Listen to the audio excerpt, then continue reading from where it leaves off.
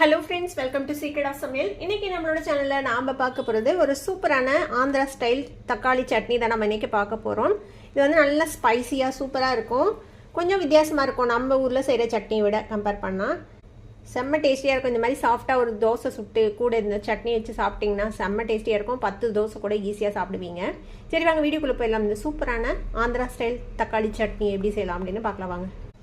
இந்த ஆந்திரா ஸ்டைல் தக்காளி சட்னிக்கு என்னென்ன வேணும் அப்படின்னு நம்ம பார்த்துடலாம். இதுக்கு வந்துட்டு ஒரு 7-8 பல்லு பூண்டு இந்த மாதிரி உளிச்சு வச்சுக்கோங்க. ஒரு சின்ன துண்டு புளி, பெரிய வெங்காயம் வந்துட்டு ஒரு பெரிய சைஸ் வெங்காயம் இந்த மாதிரி ரஃபா சாப் பண்ணி வச்சுருக்கிறேன். 3 தக்காளியை ரஃபா சாப் பண்ணி வச்சுக்கோங்க. பச்சை மிளகா வந்து ஒரு 5-6 மிளகா காரத்துக்கு தேவையான அளவுக்கு போட்டுக்கலாம். உங்களுக்கு ஸ்பைஸ் அதிகமாக வேணும்னா நீங்கள் அதிகமாக சேர்த்தி போட்டுக்கலாம். ஒரு வடச்சட்டி அடுப்பில் வச்சுக்கலாம். இதில் வந்துட்டு கொஞ்சமாக எண்ணெய் விட்டுக்கலாம். நம்ம எல்லாத்தையும் வதக்க போகிறோம். அதுக்கு தேவையான அளவுக்கு எண்ணெய் விட்டுக்கலாம். 2-3 டீஸ்பூன் எண்ணெய் விட்டுக்கோங்க. இதில் வந்துட்டு கொஞ்சமாக சீரகம், ஒரு 1/4 டீஸ்பூன் சீரகம் சேர்த்திக்கலாம். சீரகம் லேசாக வறுப்பட்டதான் நம்ம எடுத்து வச்சுருக்கிற இந்த வெங்காயம், தக்காளி, பூண்டு, புளி, பச்சை மிளகாய் எல்லாத்தையும் சேர்த்துக்கலாம். இதை சாஃப்ட் ஆகிற அளவுக்கு நம்ம வந்து வதக்கிக்க போகிறோம். இந்த தக்காளி எல்லாமே நல்லா சாஃப்டாக வதங்கணும். அது வரைக்கும் நல்லா வதக்கி விட்டுக்கோங்க.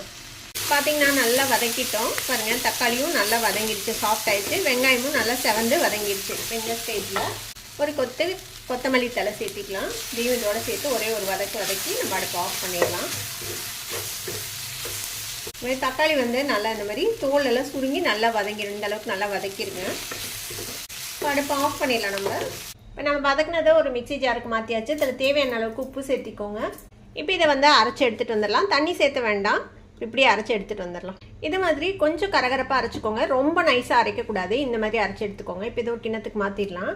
இப்போ சட்னியை ஒரு கிண்ணத்துக்கு மாற்றியாச்சு. இப்போ இதை தாளிச்சு கொட்டிடலாம். ஒரு தாளிக்கிற கரண்டி அடுப்பில் வச்சுருக்கிறேன். இதில் வந்து ஒரு டேபிள் ஸ்பூன் அளவுக்கு எண்ணெய் விட்டுக்கோங்க. எண்ணெய் சூடானதும் 1 டீஸ்பூன் கடுகு சேர்த்திக்கோங்க. கடுகு பொரிஞ்சதும் அடுப்பு ஆஃப் பண்ணிடலாம். இப்போ இந்த எண்ணெயிலேயே கொஞ்சமாக பெருங்காயத்தூள், ஒரு கொத்து கருவேப்பிலை.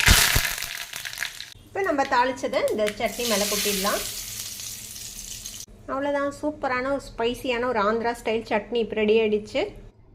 இந்த சட்னி கூட நீங்கள் வந்துட்டு மொறுமொறுன்னு தோசையோ இல்லை சாஃப்டான தோசையோ பஞ்சு மாதிரி இட்லியோ எது கூட வேணாலும் வச்சு சாப்பிட்லாம். செம்ம டேஸ்டியாக இருக்கும். நான் இன்றைக்கி வந்துட்டு நல்லா மெத்துன்னு ஒரு சூப்பரான தோசை சுட்டு இதை வந்து சாப்பிட போகிறேன்.